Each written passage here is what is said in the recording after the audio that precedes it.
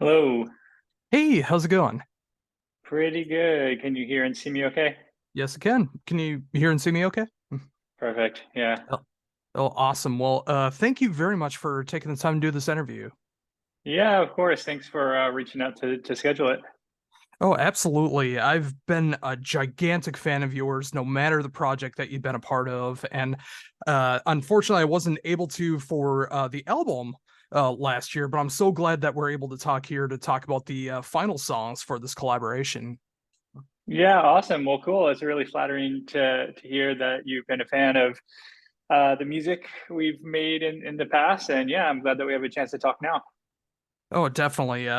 Before I even get into that, like Dismantling Devotion, when that came out in 2006, that like changed how I listen to music. Like it got me into darker music. It made me start to appreciate doom, funeral doom, death metal more, all of the prog, all of that. And it just Oh, shaped who I was at the right time, and just been following you ever since. And then when I first heard of this collaboration here, and you got to work with some of my favorite vocalists of all time to be able to create Sacred Cargo, and it just made for one of my favorite albums of last year. I was just so excited to hear that there was actually additional material that didn't even make Sacred Cargo. That just made me so happy on the inside. yeah, that's awesome. First of all, thank you so much for the comments about dismantling devotion. I mean, I think that we've heard a lot of like feedback through the years about that album in particular being something that resonated really strongly with a lot of people, and that means a lot. I think at that moment in time, we were really sort of just like firing on all pistons as far as like figuring out who we were as a band. I think No Reply. I'm really happy with that album, but debut albums are often like you're kind of like searching for how to take all the different influences and meld it into something that's like a real expression of like your identity as an artist. And with Dismantling, I think that's the first time that we were able to really do that. And 2006 is crazy. It's like it's so long ago. You know what I mean? It's like a different human back then. But yeah, and I agree with you. I mean, also with Sacred Cargo, I would have never imagined that we would be able to collaborate with some of the artists that we did, because they're my favorite artists, my favorite vocalists as well. Just to have all of them say yes was just an amazing thing, and like definitely the result of that album was something, or like what the end product of the album was not what I anticipated when Andrea and I first started collaborating. It really far exceeded like what I thought was going to be the end result. So thinking about that, like even though it's been less than a year now, like when you look back at it now, you see the reception that it's gotten. Like, how do you feel about Sacred Cargo now? I feel really, I think I feel really good about it as an album. I think that like there's a risk that we took by the way it was composed. So Andrea was in Italy. I was in New York City for a big bulk of the writing, and then like he moved to Florida for some reasons. I moved out of New York City. Actually, largely my move was to do with the pandemic. So the backdrop of our lives was just like trying to get ourselves in a position that made sense as far as like if you're working from home, how do you deal with that? How do you like not expose yourself to the virus at all times. So it's like we really were living the same thing that everybody else was at the time, but trying to also be productive on this. But like Andrea and I were never in the same room. Everything was like remote over the internet. And I think the risk of that is you can create something that's kind of sterile, and you lack that like sort of daylight, like in comparison, like all the daylight material, it was like literally all of us in a room 3 days a week sweating through like every riff like in person, and this is like the polar opposite. And I think the consequence of that in a lot of modern music is something that sounds very calculated and sterile, and there's something that's a little bit missing, and I didn't want that to happen with this album. And I think, and the other risk was just like having so many different vocalists, like is it not going to sound cohesive? And I think so. I feel like we achieved something that sounds organic. It sounds natural. You have all these different vocalists, but the music really ties things together. It feels like a cohesive thing. So I feel really really good about that. as far as the reception is concerned, the reception has been really, what reception there has been really great, but I wish there was like more. I wish that we were able to get like a bit more press and attention, and I think there's a lot of reasons to that, but that's the truth. Is I think that like we're pretty under the radar. It's very true, but just from like the fanboy stance in me, it's like I almost kind of appreciate that because I'm able to appreciate it just a little bit more, having that band in my back pocket kind of feel behind it, but Mhm. also at the same time, like being able to promote the album like I did last year, just like doing written reviews for it, talking about it on YouTube, and now getting to talk to you about it. It's like I want everybody to be able to check this out too because it covers so much of what I love in this dark sense of metal. I mean, like I mean, it's very cohesive and it has that core sound to it, but it also hits different territories at the same time, which I really appreciate. It's whether it's more melodic, whether it's slower, whether it's more melancholic. The Dan Swano, one of my favorite people of all time, being able to close out the album and bringing Same back here. the Same growls here. for the first time in so very long. It's Yeah. just like it's like you cover so much ground on this, and I do want everyone to be able to check it out. And I'm sad to hear that it didn't get as much coverage as it did. I mean, between the people that I've talked to, they've felt the same way that I have. That Sacred Cargo was just like one of the best albums of last year. Well, thank you. I mean, thanks to you, like we are, right now just doing things like this. Hopefully, a few people out there will be curious and like want to go listen to the album. But yeah, I think that, we live in an environment now, a music environment where just people are completely inundated with just week after week, just so many releases, and people tend to not listen to things as an album as a whole. They're kind of like listening to playlists and I don't know, like this is, even though like there's this heritage in the way that of all the people that are involved in this project, like all the bands that I've been involved in, Andrea's been involved in, all the vocalists, even though that's true, MMXX is not a name that people are familiar with. And so it took a risk on Candlelight's part to like wanna, okay, it's this new thing that nobody's ever heard of, can we, even with these people involved, is it going to be possible to get the attention that's required to like make the money back? You know what I mean? And I think I just think that's a risk. I think over time, more people will discover the album just because of just the algorithms and the people associated with it in that way. But I really wish, I hope there's more opportunities to talk to people like you, because I know it's cool to like be into a band that not a lot of other people know about that you really like, as like a metalhead myself that likes the underground stuff. I get that, but we're really, I think we're really under the radar at this point. So we'll see how it goes. Yeah, I really hope that that happens too, because again, everyone that you worked with on this album, and just like I feel like it's a great album to get people into this style as well too. I mean, it's just like a masterclass of vocalists. I mean, whether you got Aaron Stainthorpe, whether you got Mick Moss, whether you got Dan Swano, I mean, you Yeah. got so many great voices in styles that's not necessarily the same, but they all fit Right. together so very well, and it hits so many different territories. And Yeah. yeah, it's just like it actually helped me appreciate some names that I wasn't even familiar with too much. And I've been checking out their back catalogs ever since checking out Sacred Cargo. So I got to thank you for that too. Just like you want to be able to show off this collaboration, to be able to show off the music that you love, but it's also helping spread the words of their other respective bands and projects as Absolutely. well. Was there any what are some artists that you weren't familiar with that you got into? Actually, Mick Moss was like the biggest one for me. Like, Oh, I've become a huge Antimatter fan because of Sacred Cargo. nice. I love his voice now, and Mm. it's just like it really hit me, and I've just been going back and really appreciating his back catalog now.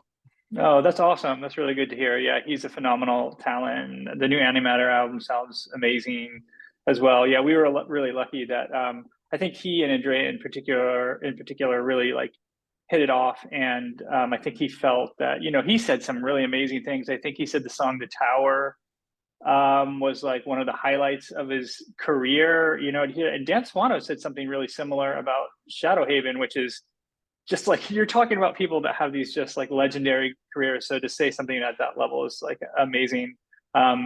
Yeah, you know, when we started like the original plan wasn't to have like a big ensemble of vocalists. The original plan was totally humble. It was like, here's 4 songs, maybe we'll do an EP and have one vocalist. But what happened is we just like really had a good time making songs. We made a whole bunch, and it just seemed like an opportunity from my standpoint that this could be something that's thematic about the pandemic because it was just all encompassing in our lives. And when we reached out to all these vocalists, I kind of thought that we would get like maybe like a 30% success rate. And maybe we're going to search for some like hidden talents, but like not everybody said yes, but the vast majority of people did, and they were really gracious with their time. And I mean, most of them wrote their own lyrics, and you know, just feel really grateful for that. And one more time, I just got to say it again. In the midst of me doing the fanboy thing from earlier, the fact that you got Dan Swano to do growls again on here after not doing them for so long, it's just Yeah. a huge triumph to be able to hear. You know, of course, he has one of the greatest signature clean vocal voices in metal, but you got him to do the growls again. I love that. Yeah, we really lucked out. Like, I mean, Dan was so generous the whole time when we worked with him. And I obviously I'd been a fan of Dan Swano since I was a teenager, which is a very long time ago. And I mean, he not only was a massive fan of Edge of Sanity as a kid, but like he just produced just a vast amount of albums that are just timeless to me. And he's also friends with a lot of like Swedish musicians that I've been friends with over the years. And so I've kind of heard third person a lot about him. And so to finally be able to work with him was a dream. And he sort of, yeah, and the fact that he said yes to sing on this was amazing. And he actually, you know, um, he had a lot of feedback even on the sort of production side of things. Like there's little details that if you know Dan Swano really well, you might notice on the album. You're like musically, like in other songs, like for example, the end of the tower. There's like a little thing at the very end that if you know Dan Swano, you're like, I bet you that was his idea, and you'd be correct. There's like little thing, and it's similar to that on other albums that he's produced, where I'm like, that's that little keyboard part right there, or you know, that little detail right there just sounds like Dan Swano. So it was cool to have him contribute in that way. Oh yeah, I've heard so much about his production style. I know particularly in drums, I know like he wants the cymbals at particular angles when it's conclusive to the microphone, just to make sure that it has the Mm-hmm. right sound to it and the way the drums are angled. I know he has his own signature blend to it, and of course when it comes to musical ideas as well too, it's just like it's those little touches that just like stand out so much. And especially the first time I heard it, and I mean the first time I listened to the album, I didn't even know Dan was on it. Like I just wanted to listen to the album in full and just like and then read the press release later. So like Nice. I started, oh, that sounds like Dan Swano kind of production going on there. That's like musical ideas. And then I hear him on Shadowhaven and I was just so surprised by it and I loved it. That's awesome. That's really cool. So, you know, thinking about that as well too. Again, of course, I could talk about Sacred Cargo all day, and I would love to, but of course, there's at least new to me and new to everyone else, 3 new tracks that are going to be coming out in just a few weeks now, and Yep. it's great to see that these songs are seeing the light of day because they easily could have fit with the album. They fit so perfectly together, but I understand, you know, just like being able to want it to fit onto the vinyl and just to make sure that it's cohesive with the track listing and everything. But I'm so happy these songs are seeing the light of day. Yeah, me too. I think that, you know, it was really tough to decide. So the whole thing was like we wanted the album to fit on a single vinyl. That was like the key thing. And we also felt like the sequencing that we had, both in terms of like musically what went really well together and the fact that we had like, you know, Mick Moss was already on 2 songs. Do we really want him on like 3 songs, like as great as he is, or do we want it to be a bit more balanced, that kind of a thing? And so we sort of agonizingly pulled those songs, even though we felt like, wow, they're really strong. And we got that feedback from Candlelight and from other people that had heard them. They're like, really, you're not going to put, that song on the album? And but it was really cool, just like knowing that this was kind of like a one-time project, that we would be able to like sort of surprise people that like actually there's a couple more songs, and if you like Sacred Cargo, we think you're gonna like these. And it's also really cool, like we tried really hard to get more women on singing on the album, and actually some paths we went down like kind of fell apart. Like we tried to get some people, it didn't work out. And but Alicia sings on Echoes, and it's cool to finally have one song, where we have like really great female vocals as well. So And that's another example of like a discovering, because I'm familiar with her work instrumentation wise, but I'd mhm. never heard her vocals before, and she absolutely soars on that song. I think she just adds such a great touch to it. Yeah, no, that song turned out really cool. It's interesting. Sometimes when you try, like, there's no drums. It's like it could have been an instrumental track, and then she just transformed it into this other thing. To me, it sounds like kind of like a 4AD Cockatoo Twins. Like it sounds like it totally fits actually as a closing of the whole thing in my eyes, but it like really sounds like from this era of music that I really love. And yeah, no, it was really cool. She did a good job. There's nothing else to say about that. I wish I hope people enjoy it, even though it's a really different song. Oh, definitely. And I think it fits so well, of course, with the other two tracks as well, too. Like all three of those, like obviously with Sacred Cargo, just like the whole idea behind it, and the pandemic and quarantine and feeling isolated and everything. But these three particular songs really, I feel like, strive home the idea of that loneliness and Yeah, isolation that comes from that, whether it be a pandemic, whether it be other things in life you can right. relate it to. And I Totally. really appreciate that. It's just like, I'm not sure if that was the idea to make those three work together like that for this release and take them out because of that, but it really worked that way. Yeah, I think to be honest, this is sort of one of the things where I think that was kind of luck that it ended up that way. Because I think it was more that like we wanted to diversify the vocalists a little bit between the two releases. But you're right, it's like you have Isolation, and if you look at the lyrics about that, you have Alone. You look at the lyrics about that, and you have Echoes, and and you're right, they're all very thematically aligned in that way. But it's cool. It's cool to hear that you could sort of caught on to that too. Oh yeah, and as someone who can very much relate to so much of the lyrics between Sacred Cargo and the New Wave, and so much of Daylight Dies as well, it's just like I really do pick up on the lyrical content, and it just Mhm. really hits hard. Like the more that you listen to it, the more that you really start to appreciate it upon repeat listens. And And that's it's awesome. just the fact that you know so many of the singers on this album were able to write their own lyrics and just be able to put their input into it, and it just feels like it was cohesive from the start. Like everyone had the same ideas, even if they were coming up with their own contributing ideas. Like it's so relatable, these feelings and emotions that come from something like this, and it's just so great to hear Yeah. that from so many different voices. Yeah, yeah, no, I agree. We also tried to like share like early demo tracks with the other vocalists, so they had some perspective when they were working on it, and some kind of like inspiration as to like the sort of the quality level, but like also just the perspective that was being created. And I think that helped a little bit. Because otherwise it's like you're really contributing as an artist in like total isolation, and it might feel that way. So I think that helped a little bit too. I'm curious, do you have a favorite song from the Next Wave?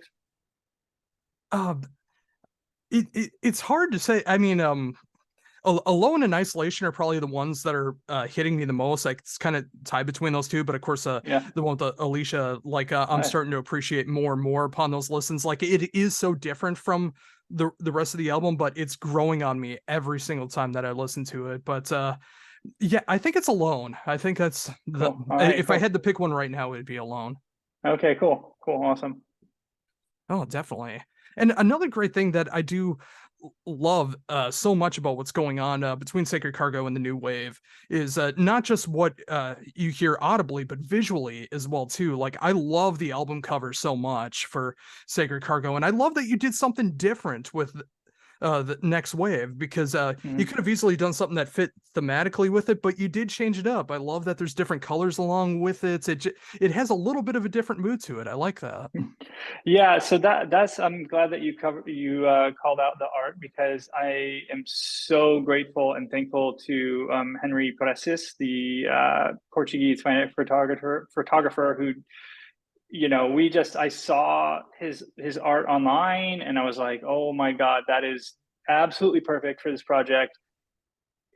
He was having a lot of success. Like actually, I mean, he's a successful artist, and he had been selling. I saw he had sold some of his art as like NFTs for a bunch of money. He had like galleries going with his own exhibits, and I was like, I don't know if he's going to agree to this, and he completely graciously agreed to it. And I think he's really proud. He was like really proud to be involved actually. And when he saw the vinyl with all his art in that context, I think that was something he completely was not expecting when he was like working on that. And so it's really cool when art can sort of go places that you might not expect and sort of like resonate in like a different way. And so I was glad that he agreed to have us use some more art for the next wave. And yeah, and I'm glad that you chose that. There was the thought, like, do we make it something that's thematically similar to Secret Cargo, or do we just like actually make it intentionally contrast a lot? And we went with the latter. And I think it worked out really well. Yeah, hopefully we'll be able to get the vinyl out for the next wave because there's a bunch more art for the next wave that is like the art for that is really, really good in my opinion. So Yeah, I hope that happens as well too, because I mean, obviously looking at it on a screen, it just looks gorgeous. But having the physical version, having the vinyl in your hands and being able to look yeah, at that, that would just be an absolute treat to see that. yeah, absolutely, absolutely. So, thinking about all of this as well too, I mean, there's been so many great connections you've been able to make through this project, and obviously with it being a one-off, and uh, obviously the in my mind it's like, come on, there's got to be a second album, there's got to be a second album, but obviously I know how things go. But what's going to be coming up next for you? Is there anything going on with Daylights? Is there anything else going on musically for you? That's a good question. Um, so Daylight, uh, we have like a lot of material. We have um, a, a Dropbox folder, Frail Becoming. So that's how many years is that now? Like 11 years since that album came out. We have enough completed songs that if we wanted that we are satisfied with, that if we wanted to release an EP tomorrow, we could do that. And we've thought about that. But but the problem is just like I think the longer that you've been in a relationship with a bunch of guys, it gets just more complicated. And um, I think part of the thing is like we're really just like we were living all over the country. Egan's in California, and we're just spread out. And some folks have kids, and they're have their own businesses. They're just like really busy, and so we've tried a lot to like get together and like we had a rehearsal space actually when I came down here for the pandemic. I'm in North Carolina right now, and I came down. I was like, oh cool, I'm going to be near Barry and I are who like started Daylight Dies, and I was like, oh well, like let's get a rehearsal space, and and Charlie's nearby. We can, and Nathan's nearby too, and so we actually had a bunch of rehearsals like about a year ago where we were rehearsing like once a week and we were working on new Daylight material, and we posted pictures online, so it's people saw that was happening. But and we're like, yeah, like I said, there's a number of songs that were like these are good and like let's keep trying to build on it. But like I said, back in the day we were rehearsing 3 times a week.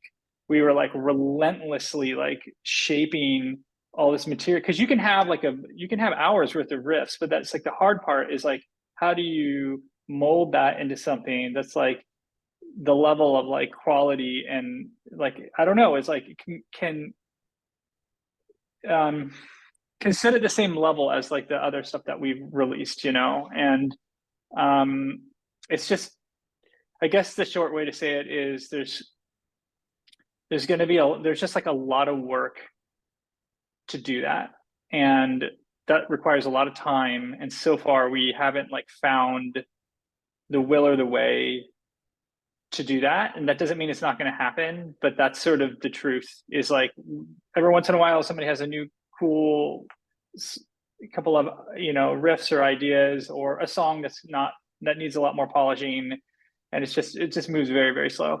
So that's the deal with Daylight. I also play in a band called Gokburi, which is like a kind of black and roll Turkish lyrics, like completely different thing, with one of my best friends who is based in Norway now, and we have a whole album that's done, and so it's just a matter of getting to the studio, which hopefully will happen soon too. So that's completely different thing, but that might be the next thing that happens, because it's like actually ready to go. Yeah, and I was gonna bring them up too, and it's just I love the fact because it's just like you're known for so much of like more of the doom side, the death side, but you also have this whole other band that you're a part of too, where you get to spread your musical wings a little bit more, and it's Yeah, so cool to see something like that, and I'm so happy to see that new material is on the horizon whenever that does yeah, happen. I'm excited about that now. I can't wait to check that out when the time comes. yeah. No, it's awesome, and like that project, I like that project happened because like I was in North Carolina, and then like when I basically around the time I turned 30, I moved to New York City, and I really quickly met Sky Emre Balak, who's it was is Turkish, and he and I just like hit it off like right away, and he's like super into Hellhammer and Bathory and like really old school metal, and I like that stuff too, but I never had like really played it. And we just sort of he lived literally a block away from where I lived in Brooklyn, and anyway, that's how that project took off. And he's very prolific. We've written like an album, we've written like two albums and thrown away an album's worth of material, and now we have like this album ready to go. So yeah, hopefully we'll record that this year. I think that's possible. Oh, that's awesome. That's got me excited to hear that too. And I love the fact that whether it's MMXX, whether it's Daylight, maybe if something happens with that, whether you're doing some black and roll. I mean, there's so many different things that you are able to play, and you've had your name a part of. And I gotta thank you again for not just doing this interview, but introducing me to Mick Moss, vocally being able to check out Antimatter specifically, just to appreciate his work, all the work that you've been a part of as a drummer myself, like being able to play along with Daylight Dies songs when I'm practicing, that really helped build up my chops, especially for not playing super fast music, but for playing more mid to slow tempo. Like that really helped me build up being able to line up with timing and making sure that every note actually matters, which is one thing that I love about Yeah, your style. Like every note that you play matters. And yeah, and again with like Sacred Cargo and Next Wave, like being able to hear you're playing again after a bit of a wait in this style, it was so cool to hear that. And just knowing that you got all this stuff going on, past, present, future, it's just been so cool to be able to talk about all of it. And again, I got to thank you so much for taking the time to be able to talk to me about all of it. yeah. No, thank you. I mean, I'm very flattered by everything that you just said, and it means a lot to me to hear that. Yeah, that all this, all these years of making music and working on all these projects can resonate so strongly with somebody else, and make a dent in their sort of musical life. That means a lot to me, so thank you. And I appreciate the interest in doing this interview and trying to make some more make some more noise for MMXX, because I think this project deserves it. I think that there's a lot of people out there that would be really into it if they just they heard it. So Oh, absolutely. And I hope to accomplish that with this. I got another video series I'm going to be doing where I'm going to be talking about that specifically. That's going to be coming out in a couple months. Hopefully that'll be able to cover that as well too. But just anything to get the name out, because I love your work so much, no matter the project that you've been a part of. And Sacred Cargo meant so much to me last year, thank you. musically and lyrically. Being able to relate to it musically, and the lyrics that are of course a part of it. And again, just knowing that new material that I've been thankful to be able to check out is just coming out later this month, and I'm hoping people will be able to check that out and go back and check out Sacred Cargo, and of course check out all the rest of your work as well. Yeah, thank you so much. I really, really appreciate it. It means a lot.